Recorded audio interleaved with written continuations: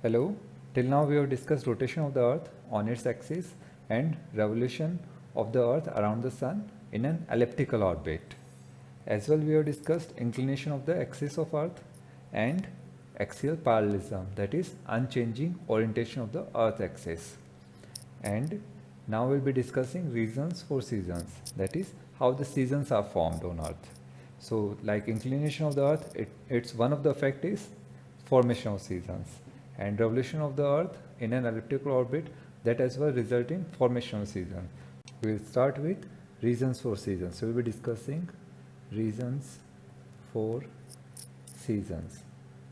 What are the reasons that led to the formation of seasons on earth? We'll be discussing the reasons. So first is earth's revolution. Earth's revolution in its orbit, in its elliptical orbit, in its orbit around the sun.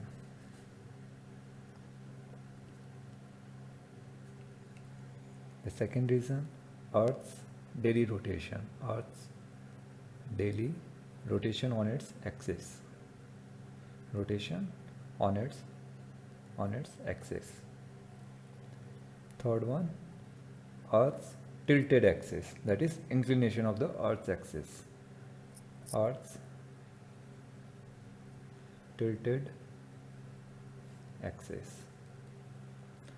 Fourth one, the unchanging orientation. The unchanging orientation of Earth's axis. And we call this unchanging orientation of the Earth's axis as axial parallelism. Parallelism, we call it. Now fifth one, Earth's spherical shape. Earth's spherical shape. These are the 5 main reasons for the formation of seasons on the earth. So now we can discuss each in little detail. We'll be discussing each one. So I take the first one. Earth's revolution. Earth revolves around the sun in an elliptical orbit. Elliptical orbit.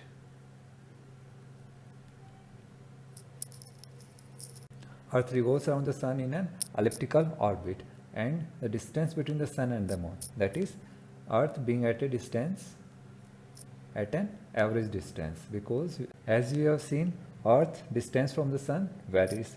At perihelion it is closest to the earth, and at aphelion it is farthest from the sun. So as it moves around the sun, as it revolves around the sun in an elliptical orbit, its distance from the sun varies. So we are taking the average distance, or the mean distance we can call. At an average distance from sun of 150 million kilometers. Now it completes the orbit in 365 1/4 day. It completes the orbit in 365 1/4 days. This much time Earth takes to complete one revolution, and since the axis is inclined, since the Earth axis is inclined, this is an elliptical plane, and Earth revolves around the sun on its boundary. Now, as we know, Earth axis is tilted to this elliptical plane, making an angle of 66.5 degree.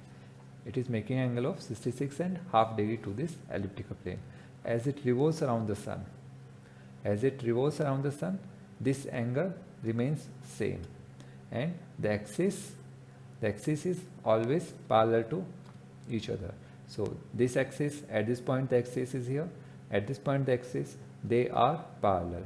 So this axis, the north of the north pole, it is always pointing towards the north star, that is pole star. It is always pointing towards the pole star.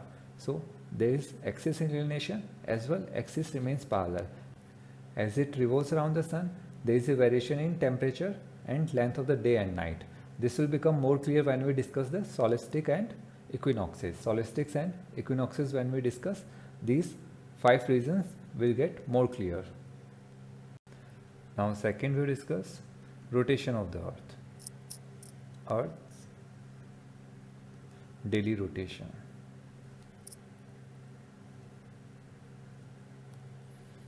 On its axis. Rotation of the earth causes apparent deflection of winds and ocean currents. That is, we have discussed the Coriolis force. Because of rotation of the earth, Coriolis force come into effect. So it causes apparent deflection of winds and ocean currents. This we called as Coriolis force. Earth's rotation produces day and night. It produces day and night.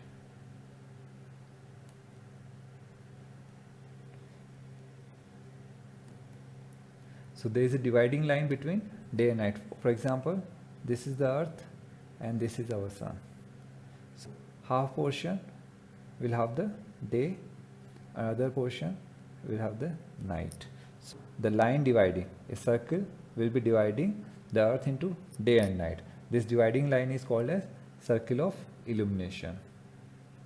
Circle of illumination.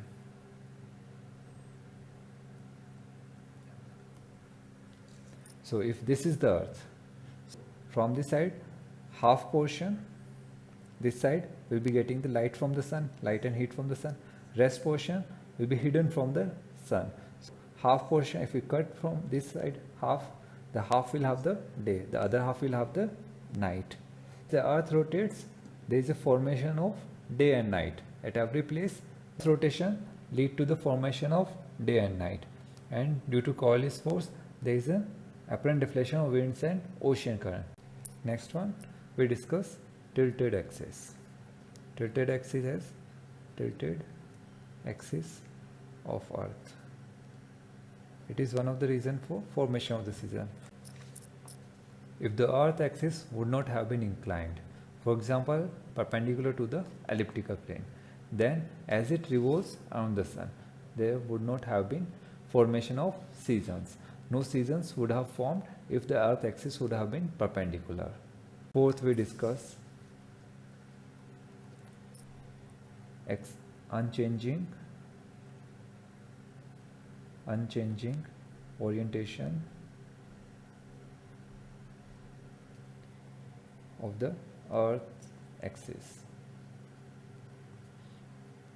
This already, so leave them. Start with unchanging orientation of the earth's axis. So if this is the elliptical plane, this is the axis of the earth. It always remains parallel to each other. This axis at this point, at this point, at this point, they are parallel to each other. So this axis, that is the north pole, it always points towards the north star, that is the pole star, we call it as Polaris. So always points to the north pole. So as it revolves around the sun,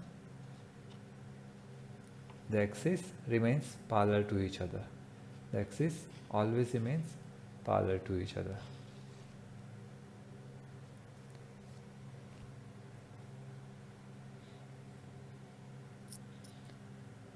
And this phenomena is called as axial parallelism.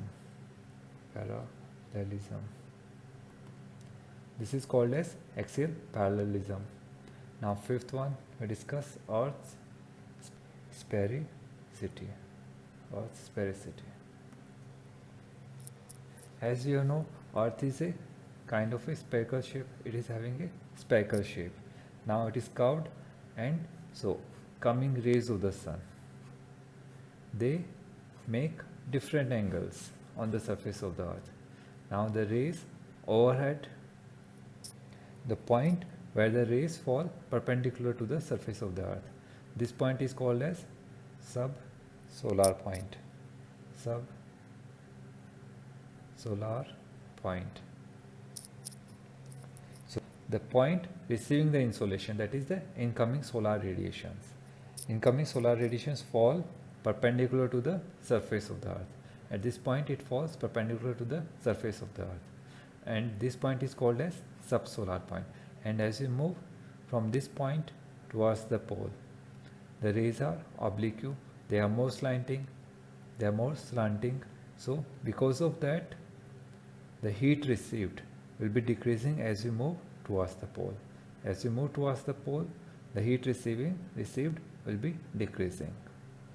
There will be more heat received at this point, and as you move away from this point, heat received will decrease. And this led to the variation in temperature and again to the formation of seasons.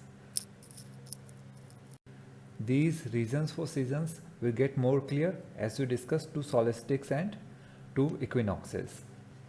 We will be discussing solstices, two solstices and two equinoxes.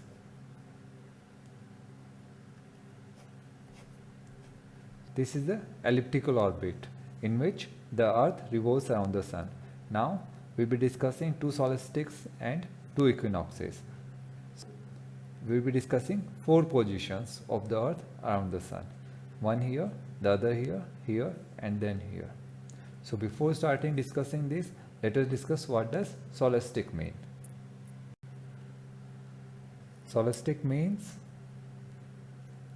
sun's highest point,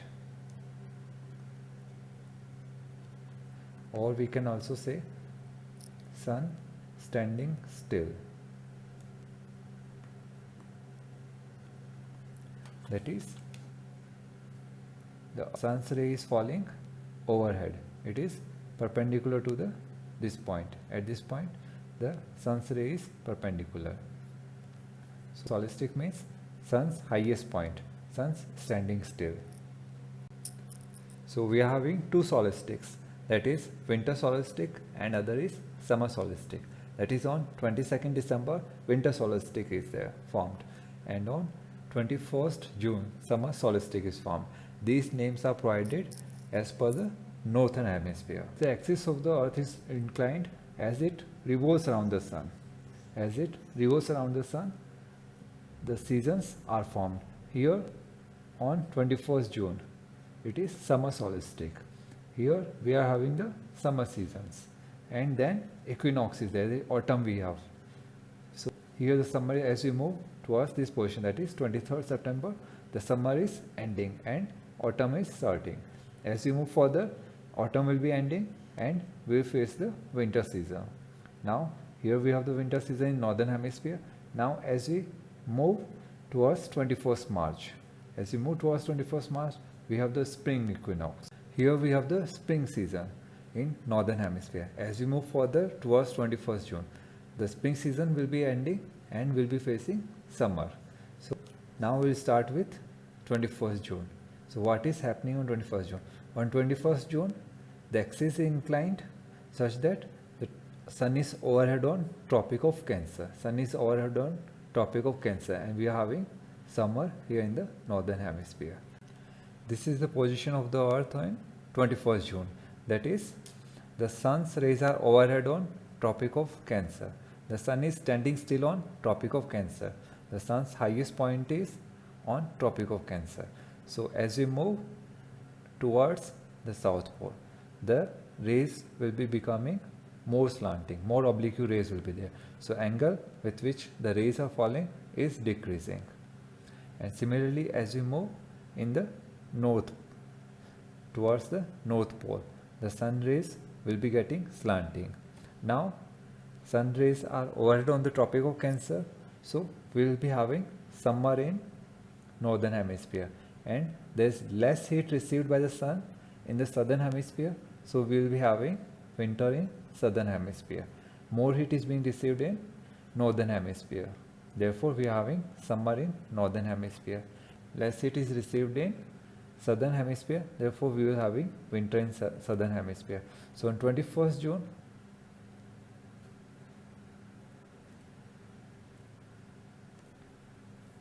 let this be the circle of illumination, that is half portion is day, half portion is night. So this is the circle of illumination, dividing the earth into two halves, that is day and night. Now first we discuss the northern hemisphere. Sun rays are falling vertically, that is overhead on the Tropic of Cancer. Now the day's length are more in northern hemisphere. As we move from the equator towards the north pole, the length of the day will be increasing and length of the night will be decreasing. So length of the day is increasing as we move towards the north pole. See here at the Arctic Circle, beyond the Arctic Circle, there will always be 24 hours of day. There is 24 hours of day. And as we move in southern hemisphere, length of the day will be decreasing. This is the equator, the length of the day will be decreasing. And beyond the Antarctic Circle we have complete darkness. So beyond the Antarctic Circle there will be 24 hours of night. On 21st June there will be 24 hours of day in northern hemisphere. So this is the position of the earth on summer solstice, that is on 21st June. So there will be 24 hours of day beyond the Arctic Circle, and there will be complete darkness here. There will be 24 hours of night. So you can see here at the equator we always have 12 hours of day and night. We always have 12 hours of day and night. As we move, as the latitude increases, as we move towards the north pole, the length of the day is increasing, 12 hours, then 16 hours, 24 hours. So as we move, at every point the length of the day is increasing. And in southern hemisphere, as we move towards the south pole, length of the day is decreasing, 12 hours, 8 hours, 5, 4, 3, 2, 1, 0 hours. So at this, beyond the Antarctic Circle, there will be 24 hours of darkness. So night here. And this is the circle of illumination, dividing the earth into two equal halves, day and night. 21st June, we are having summer in northern hemisphere and winter in southern hemisphere, and the sun rays are vertical on the Tropic of Cancer. Now as we move towards the equinox, and as the day passes, the sun's rays becomes vertical here and here. They are becoming vertical, moving towards the equator. So on 23rd September, that is on 22nd or 23rd September, the sun rays will be falling vertical on the equator. So we're discussing now equinox